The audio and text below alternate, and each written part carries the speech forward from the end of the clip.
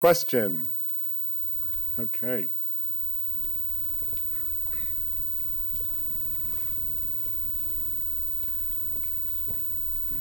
Hi.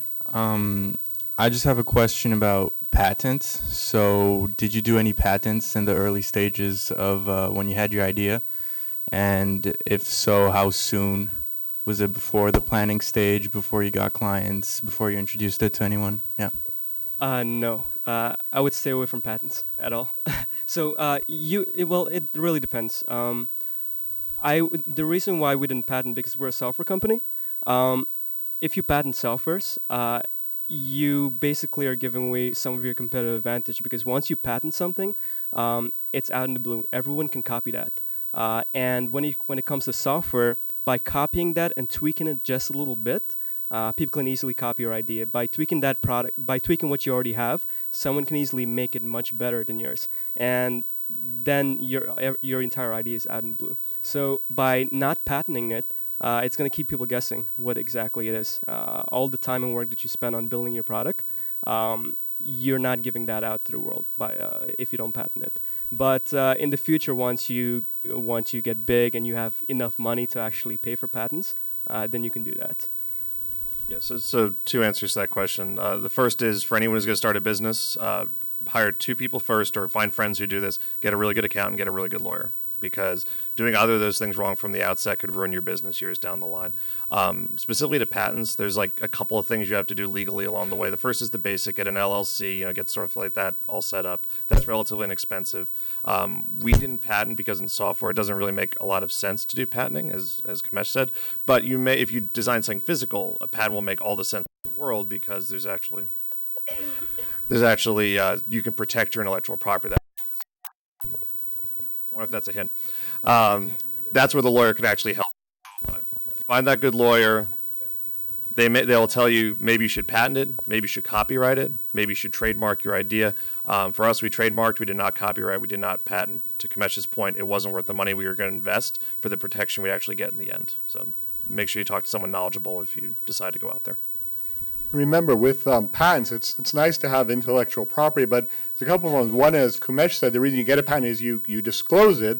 The other thing is you have to be able to discover if someone is infringing on that patent, and more importantly, you have to defend the patent.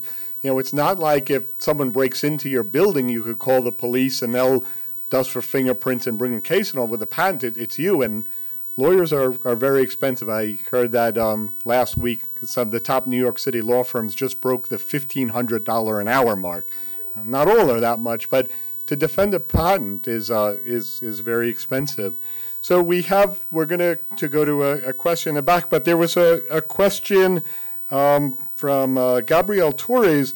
What would you say is holding you back from moving forward other than money? But if we go back, since you're already moving into it, say when you first had the idea, what were some of the things that were holding you back? And now John mentioned he has a bar. When he started at Pace, he didn't have a bar. And when he started at Pace, he didn't have mug clubs. These are all things he did while he was advising one of our Israel Entrepreneurship Initiative companies, helping another Pace alum start a company and doing a bunch of other stuff. But in general, say before you caught the entrepreneurial bug, what was some of the things that were holding you back from doing it other than money? Yeah, I think the first is expertise, or maybe you want to call it experience.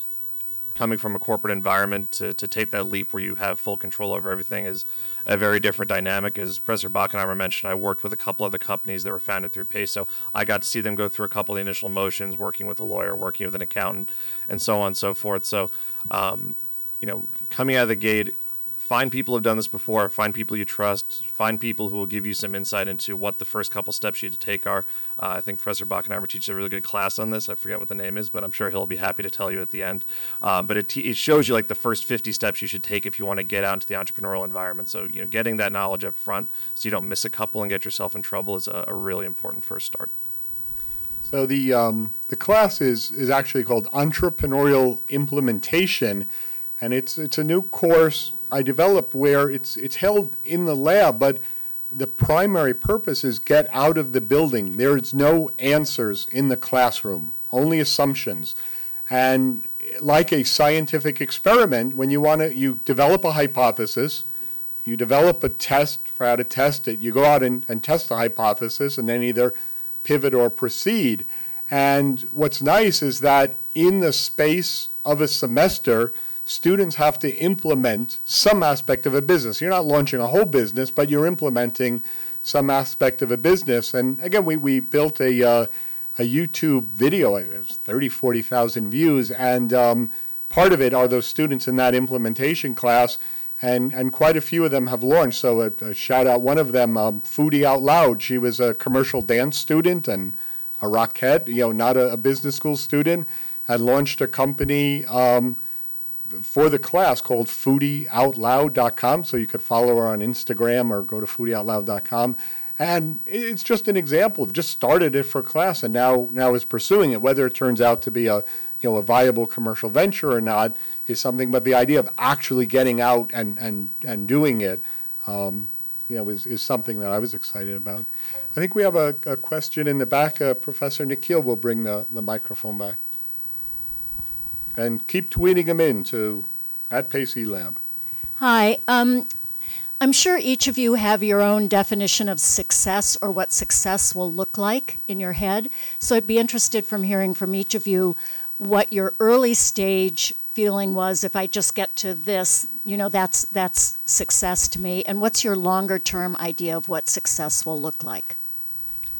So immediately I would like to just sell bathing suits. I want to be able to have a successful bathing suit that's going to stay on, try it on, take it surfing, and not have to worry about retying it 10 times, or go to the swim practice and not have to get out of the water and fix it and then, continue on with my set. So having a suit that just works and that I'm proud of and that it's cute and I'm not worried about tan lines that I don't want from a one-piece bathing suit or whatever.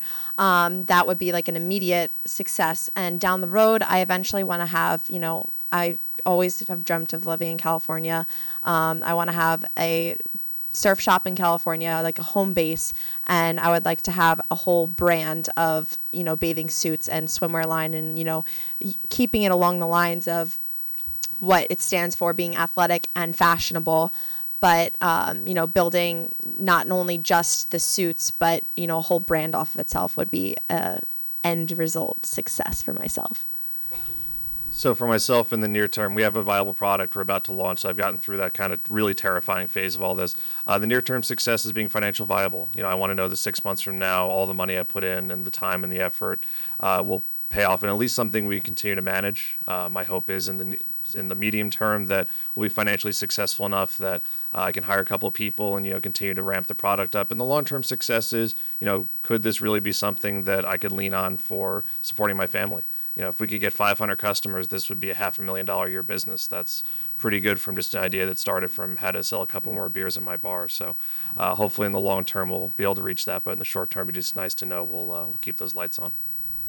So short-term success for me would be to get enough sales to sustain our company, as in paying the employees, paying for infrastructure, paying for data.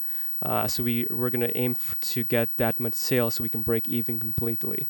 That's short-term success for us. Then in the next couple months, the other success would be to raise an amount that would actually allow us to grow even further. So that would be to expand our customer base.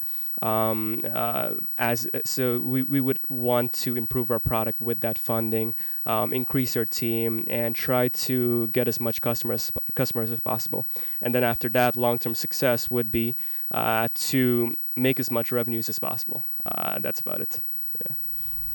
Just to add something, I've done a bunch of different careers. I started out on Wall Street. I took off and went sailing for a few years. I worked on a forensic firearms identification contract in about 25 countries. I worked at a VC, started a couple companies. And one thing is really important, I think, in defining success is that you are really honest with yourself about what you're passionate about and what where you derive happiness. Because so often we do things that, society in general says, oh, that would be successful, if you get a job as a whatever. And if it's not something you love, be really careful. Sometimes you have to do things that you don't love, to get by. But in terms of success, as Steve Jobs said, the only way to do great work is to love what you do, and you've got to find that. And not to get morbid or philosophical, but this was a graduate college entrance exam. They asked that question. I said, if I knew that I only had a limited time to live, there's very little in my life I would change. And to me, that's success and happiness for me. So let's go to, now there's a couple questions. For the research process, did you rely on Google searches? Are there any research platforms that PACE students have unique access to?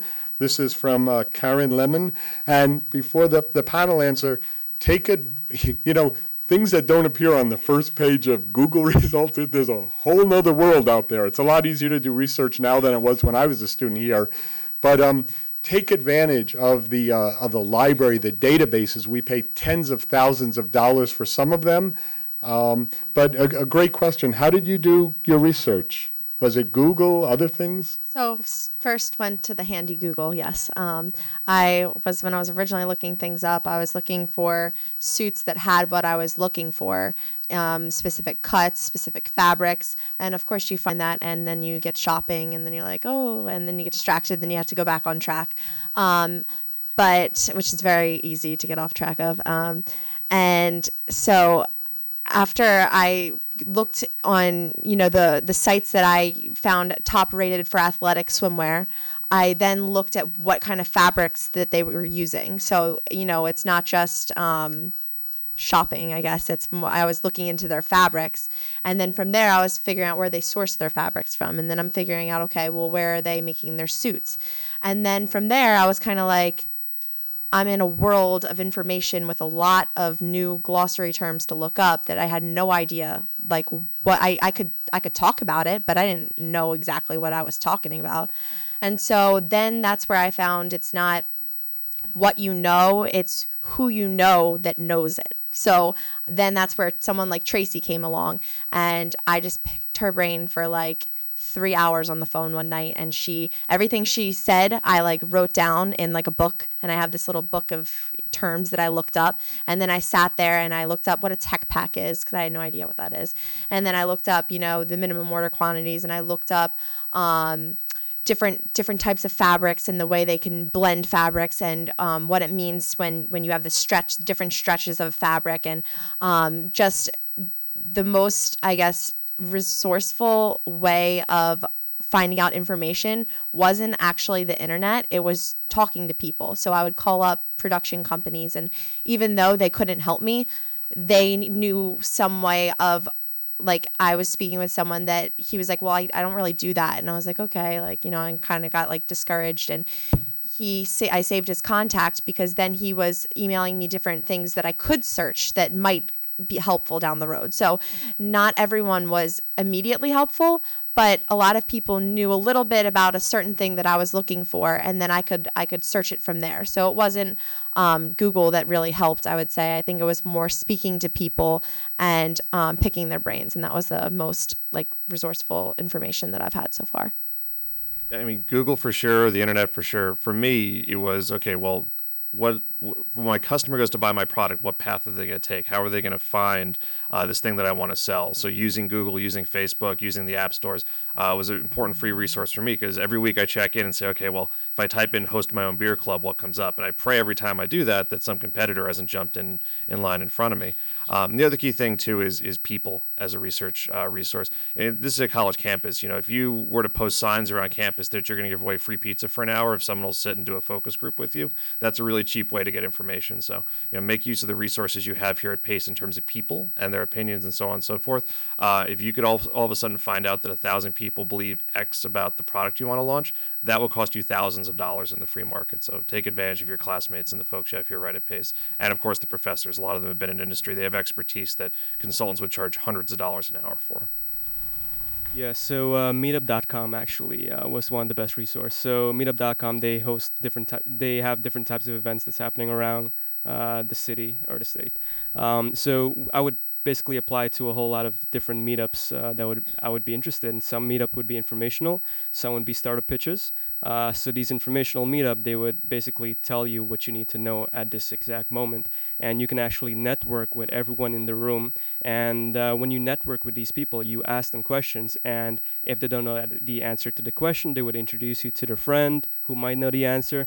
And so by networking, it basically you basically expand your network itself. You get introduced to new people. It basically helps you move forward with your startup a lot. So network is important, and meetup.com is a really good resource because it gives you a lot of information if you attend some of those events that's out there. So there is that theme about, get out of the building. There's no answers in the classroom, and with the network, PACE has something like over 140,000 living alumni, 80% of whom live within like 100 miles of this campus. So use that network. Meetup.com is great. There's many others, but get out and talk to people. Let me we'll go to the audience, but let me take one other question because it's kind of a short one from Twitter from Josiah. It's do you have a favorite business person that you look up to for inspiration or guidance? This is kind of pretentious of myself, but Taylor Swift. I'm sure you guys all know who she is. She is I've been following her for going on 11 years now. When I was in 5th grade, I found her first song free on iTunes, and I was like, oh, this girl's kind of cool. And then I was finding her YouTube channels and all that stuff. So now she's this empire, and she started off when she was 12. She was begging her parents. She's from Pennsylvania. I'm from, we're from 45 minutes away from each other. And there's a lot of parallels I could go down, as you can tell. But so she was 12 and she was playing on her guitar and in her Pennsylvania house, and she was like, Mom, Dad, we got to move to Nashville. And her parents are like, we're not uprooting our family to go to Nashville because you want to sing. And so they visited Nashville, and she walked around with a little dinky EP demo thing that she recorded in her house. And she was like, hi, I'm Taylor Swift. I'm 12 years old. I want a record deal. And they're like, the Dropbox is over there, whatever. And so she wound up moving to Nashville when she was 14 with her family, and she never stopped. So I have a similar drive that once I want something, I'm going to go for it. And and that's kind of where my energy is taking me with my company. But I definitely just, seeing, I don't know if you guys saw her speech, her acceptance speech at the Grammys, that it's just so empowering that you have a dream, and when you finally get to it, and to be able to be there and know that you've made it for yourself, that's just the ultimate fulfilling feeling. And I just think that that's very admirable. So that's who I would look up to. This is a bit sappy, but my grandfather is here, and he went to night school at Pace for I think 8 years to get his accounting degree. Rose to be the CFO of Ogilvy & Mather, which is one of the largest marketing firms here in New York City. And then I have my father, who was an entrepreneur, started his own business and had provide a wonderful life for me and my brother and sent us to college. And, I look at both of them and say, well, I've got someone who's a corporate CFO and an entrepreneur. And if I could somehow find the marriage of the two, I think that'd be kind of perfect for me. So I look up to both of them to guide me as I push forward in this venture. So one thing we did at Accern was create an advisory board. So the advisory board, everyone we brought on as an advisor, I actually look up to. One advisor we recently brought on to is the co-founder and chief marketing officer of DigitalOcean. So DigitalOcean, it's a really hot tech startup right now, and they're about to value $1 billion. And the guy he's giving really good connections. So whenever I need connections, he's making introductions for me. And he's also giving me really good feedback on how to actually scale my startup to that next level. Getting really good advisors, that's very important because they can open those connections that you probably wouldn't be able to attain. And they would give you really good advice since they're already successful. So, yeah. Great. Let's go back to the live audience. Who has a question? I have a question over right there. Nick Schiavo, a Pace alum. Hi. I just want to follow up on a point that Bruce made and also John made. And there's a lot of focus on the front end with the product, and obviously you need a good product in order to generate sales and the revenue.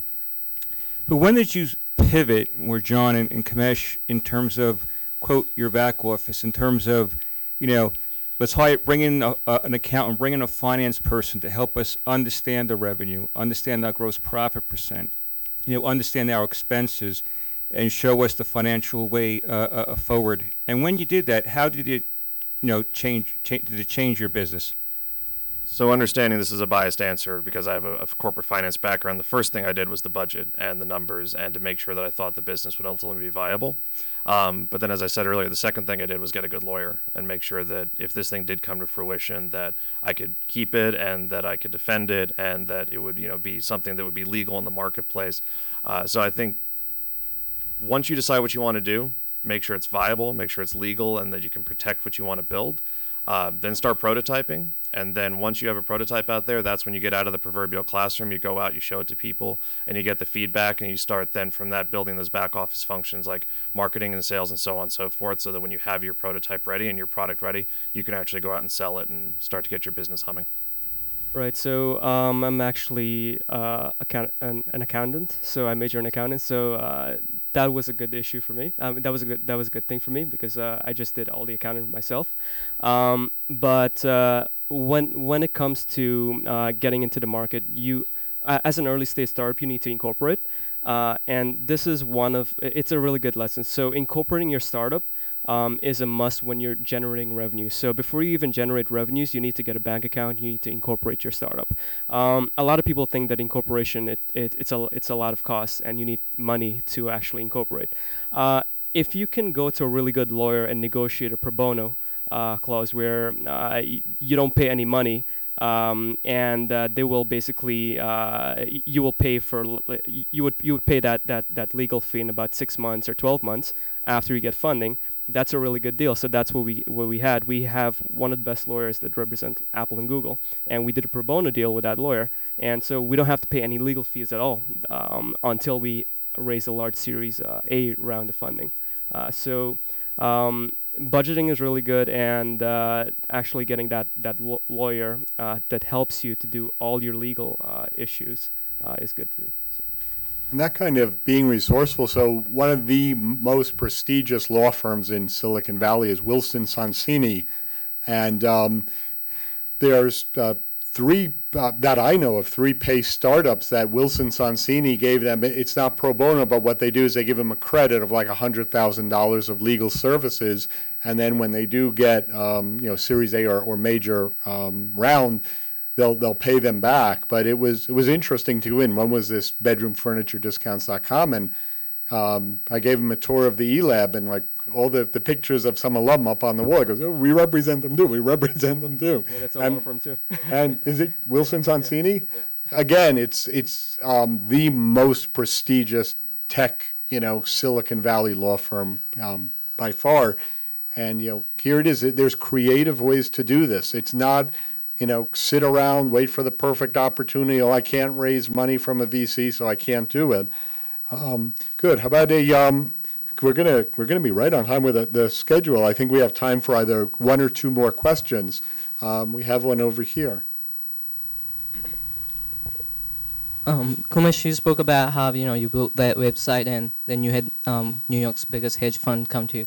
So the question is, how do you get the word out there? How do you market yourself when you are so small? All right, so that's another important thing too. So we didn't do any marketing at all. It was zero marketing. So we built the website.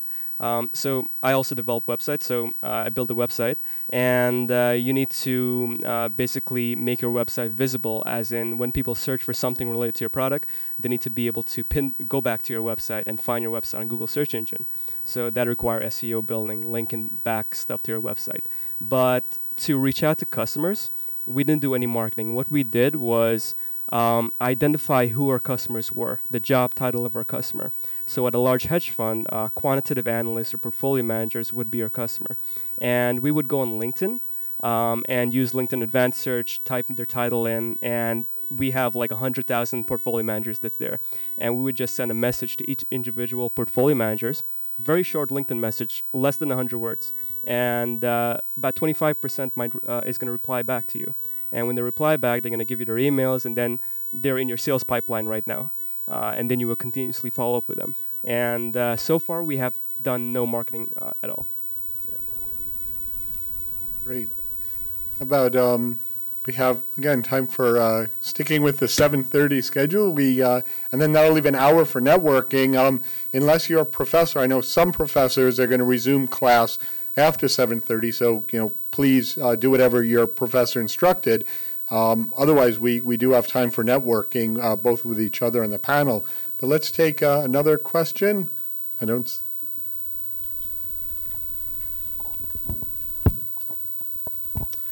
So my question is, how did you go from the, hi everyone. How did you go from the initial this is a great idea, I kind of want to do it, but it's scrap paper right now, to the, okay, all jokes aside, let's do this for business? I mean, I think step one is meeting with experts. So for me, this was, I'm not a developer. I couldn't build the app or the technology. So it was finding a firm that could tell me whether or not it was feasible to build this and what it would cost. So I think the first thing is find an expert in the field you want to move into, or the person who's going to help you develop your prototype of your product. And, at that point, once you can say, all right, well, now I know what the house is going to look like, then you have to figure out how you're going to write the check if you need to. So, first is, do I have an idea I'm excited about? Second, can I create the idea I'm excited about? And third, can I afford to make the idea that I'm excited about? And I will say that, certain things will always cost money, but there's incredible number of free resources out there. We're just talking about the law firms. Kumesh says he doesn't do marketing, but he's doing guerrilla sales by reaching out to each of these hedge fund managers individually. And he used to have to buy newspaper space and TV space and all this expensive advertising. Now you can hop on Google or Facebook or Twitter or anywhere, and you can reach millions of people just like that. So I would say that, to get rolling, make sure you can create what you want to create, and then start figuring out how you can reach the folks who be your customers and pay for it.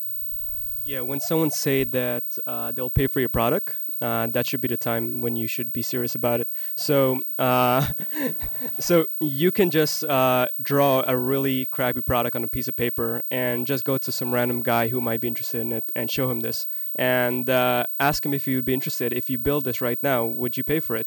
If he says yes, then don't build it yet. Just go ask a few more of the guys, because that guy might just be nicer to you or something like that. So ask a lot of guys if they would be willing to pay for your product. Just draw something or Photoshop a mock-up screen or something like that. That's what we did. We basically Photoshop our product, build the website, put it on live, and all the hedge funds just start reaching out to us, and that validated our product. It validated that there was a need in the market, and that's when we start getting serious about it. And personally, I've always done things unconventionally. I jumped out of the pool, like I said, and I was like, this is what I want to do. And I said, I went and researched things. I went and bought a sewing machine, and I don't know how to sew. I went and, researched what kind of sewing machine is specific for bathing suits. And I learned all these terms that really meant a whole lot of nothing until I talked to someone else that could explain them to me.